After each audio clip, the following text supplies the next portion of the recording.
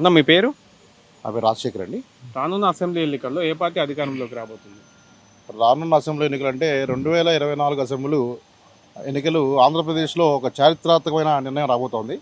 ప్రజలందరూ కూడా ఇప్పటికే జగన్మోహన్ రెడ్డిని ఇంకొకసారి సీఎంగా చూడాలని ఫిక్స్ అయి ఉన్నారు. ఎందుకు అంటే ఒకటే పాయింట్ ఇక్కడ, జగన్మోహన్ రెడ్డి ఇంతవరకు ఏ రాజకీయ నాయకుడు చెప్పని ఒక మాట చెప్తున్నాడు. ఏంట్రా ఆ మాట అంటే, మీ ఇంటికి నా వల్ల మేలు జరిగిందా లేదా, నా వల్ల మీకు మేలు జరిగితేనే ఓటేయండి, లేదు అంటే మీ మనస్సాక్షి ప్రకారం ఓటేయండి అని చెప్తున్నాడు. ఇంతవరకు ఈ రాజకీయ చరిత్రలో కూడా ఏ ఒక్క మగాడు ముందుకు వచ్చి ఈ మాట చెప్పుండని నేను అనుకుంటున్నా. ఈ మాట జనాల్లోకి బాగా వెళ్ళింది. అలాగే ఈ ఈ ఈ రీసెంట్ కాలంలో జరుగుతున్న సిద్ధం సభల్లో జనాల నుంచి వస్తున్న ఆదరణ, ఇవన్నీ కూడా జగన్మోహన్ రెడ్డి ప్లస్ పాయింట్లు. మాట ఇస్తే మడమ తిప్పడు అనే మాట జనాల మైండ్లో రిజిస్టర్ అయిపోయింది.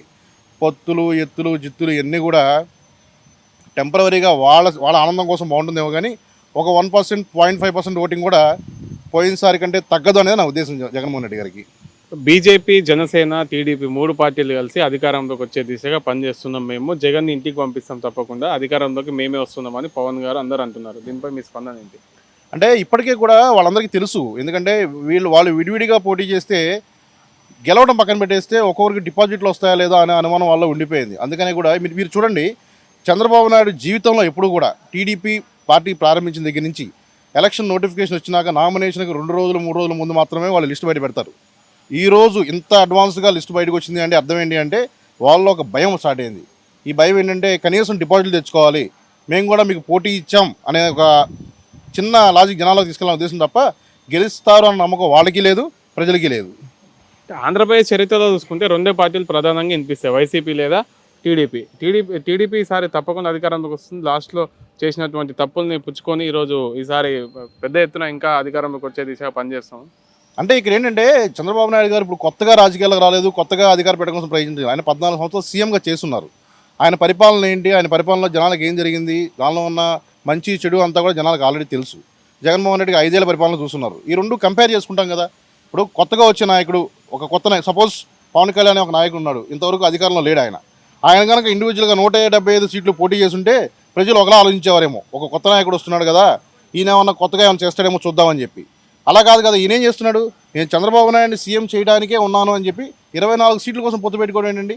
నువ్వే ఒక సభలో చెప్పావు కదా, మనం విడివిడిగా పోటీ చేస్తే 40 సీట్లు వస్తాయేమో. కానీ ఎవరన్నా చిన్న ఇంగిత జ్ఞానం ఉన్నవాళ్ళు, నువ్వు విడివిడిగా పోటీ చేస్తే 40 సీట్లు వస్తాయి నీకు తెలిసి పొత్తులో 24 సీట్ల కోసం వెళ్ళావంటే దానికి అర్థం ఏంటి?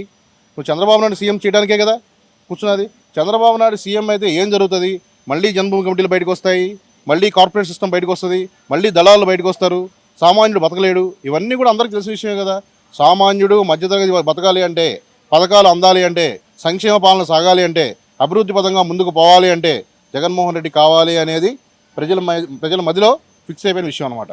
ఇప్పుడు వైసీపీ మళ్ళీ కావాలి, జగన్ గారు మళ్ళీ కావాలి మాకు అంటుంటారు. అంటే మెయిన్గా వాళ్ళని తలుచుకోవడానికి గల కారణాలు ఏమై ఉందో, అంటే పథకాలు పక్కకు పెడితే కూడా, అంటే ఇంతకుముందు గతంలో కూడా చంద్రబాబు నాయుడు గారు కూడా ప్రకాశం బ్యారేజ్, కొన్ని బ్యారేజ్లలో కొన్ని అభివృద్ధి పనులు చేయడం జరిగింది విజయవాడలో కూడా. ప్రకాశం బ్యారేజ్ చంద్రబాబు నాయుడు గారు కట్టింది కాదులే, కానీ అంటే ఇక్కడ ఏం లేదండి. జగన్మోహన్ రెడ్డి గారు ఆయన ఏదో మేనిఫెస్టో పెట్టి పాదయాత్ర చేస్తూ నేను పలానా నవరత్నాలు జనాలు తీసుకెళ్తానని చెప్పారో, మాట తప్పకుండా, అంటే ఏదైనా పథకం తీసుకొస్తే నేను ఎలక్షన్కి 2 నెలల ముందు ఇస్తాను, నెల ముందు ఇస్తాను, 3 నెలల ముందు ఇస్తానని కాదు కదా. ఆయన వచ్చిన మొదటి రోజు నుంచి కూడా ఆయన ఇచ్చిన ప్రామిస్ ఎలా ఫుల్ఫిల్ చేయాలి జనాల్లోకి అన్నదాన్ని ఆలోచించారు.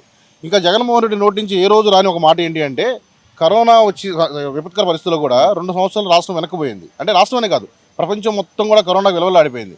ఎవరు ముందు అడుగులేని పరిస్థితిలోకి వచ్చారు. కానీ ఆ సిచ్యువేషన్లో కూడా జగన్మోహన్ రెడ్డి ఏ పథకాన్ని ఆపలేదు, ఏ సంక్షేమాన్ని ఆపలేదు, ఏ అభివృద్ధిని ఆపలేదు. ఆయన ఏ సభలో కూడా నేను కరోనా టైంలో ఎంత ఇబ్బంది పడ్డానో మీకు ఇవ్వలేకపోతున్నాను అన్న మాట కూడా చెప్పలేదు. అంటే ఏదైతే ఛాలెంజ్ ఉందో ఛాలెంజ్ ఆయనే తీసుకున్నాడు తప్ప దాన్ని తీసుకుని జనాల మీద రుద్దలేదు. అది ఆయనకి ప్లస్ పాయింట్ అవుతుంది ఇప్పుడు కూడా. 2, చంద్రబాబు నాయుడు మాట నమ్మే రోజులు పోయాయి. ఇప్పుడు చంద్రబాబు నాయుడు 2014 మేనిఫెస్టోలో ఏం చెప్పాడు? ఆడవాళ్ళ డ్వాక్రా రుణమాఫీ అని చెప్పాడు. రైతులు ఇంట్లో బంగారం అంతా బ్యాంకులో ఉంది తెచ్చిస్తా అని చెప్పాడు. రుణమాఫీ అన్నాడు. 3,000 రూపాయల నిరుద్యోగ భృతి అన్నాడు. ఇవన్నీ జరిగాయా? నిరుద్యోగ భృతి ఎప్పుడు ఇచ్చారండి? 2,000 రూపాయలు ఎలక్షన్ 2 నెలల ముందు కదా పెట్టింది. అలాగే 2,000 రూపాయల పెన్షన్ ఎప్పుడు చేశాయండి? జగన్మోహన్ రెడ్డి గారు చేస్తానని చెప్పిన తర్వాత చేసింది. నీకు చేసే ఉద్దేశం ఉంటే నువ్వు గెలిచిన వెంటనే, నువ్వు అధికారంలోకి వచ్చిన వెంటనే జనాలకు ఏం చేయాలనుకున్నావు చేస్తే అది చాలా నిజాయితీ ఉంది. నువ్వు ఎలక్షన్ 2 నెలల ముందు 3 నెలల ముందు చేసే ఏది కూడా జనాలు నిజాయితీగా చేసామని ఒప్పుకోరండి.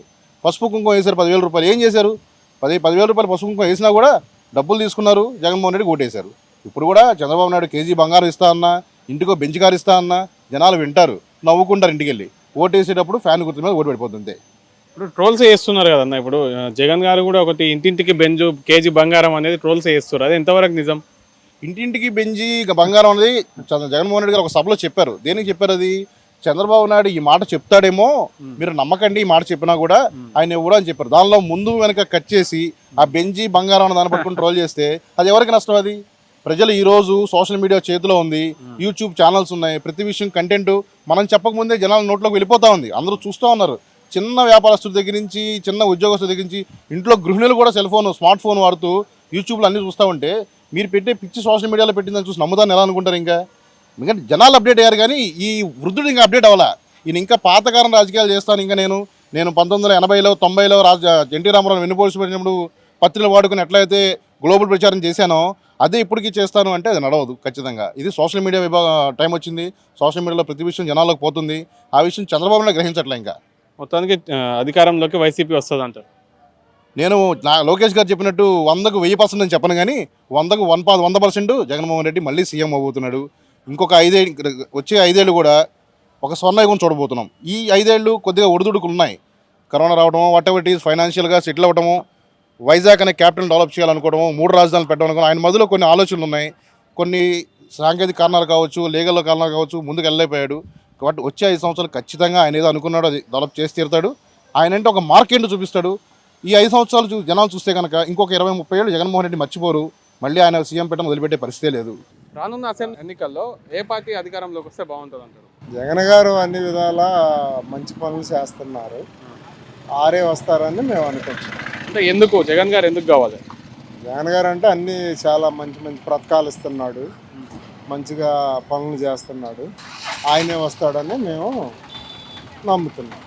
గతంలో చూసుకుంటే కూడా చంద్రబాబు నాయుడు గారు కూడా మంచి పథకాలు ఇవ్వడం జరిగింది కదా. మరి జగన్ గారు కావాలి ప్రత్యేకంగానే ఎందుకు కోరుకుంటున్నారు ప్రజలు?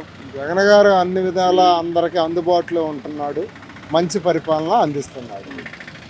అభివృద్ధి పరంగా చూసుకుంటే బిల్డింగ్స్ కానీ అభివృద్ధి పరంగా ఏం చేయట్లేదు. ఖాళీ ఇంట్లో ఉన్న ఆడవాళ్ళకు మాత్రమే పథకాలు మభ్యపెట్టి ఓట్లు లాక్కునే ప్రయత్నాలు వైసీపీ ప్రభుత్వం చేస్తుందని పవన్ కళ్యాణ్ గారు, చంద్రబాబు నాయుడు గారు విమర్శిస్తున్నారు. దానిపై మీ స్పందన ఏంటి?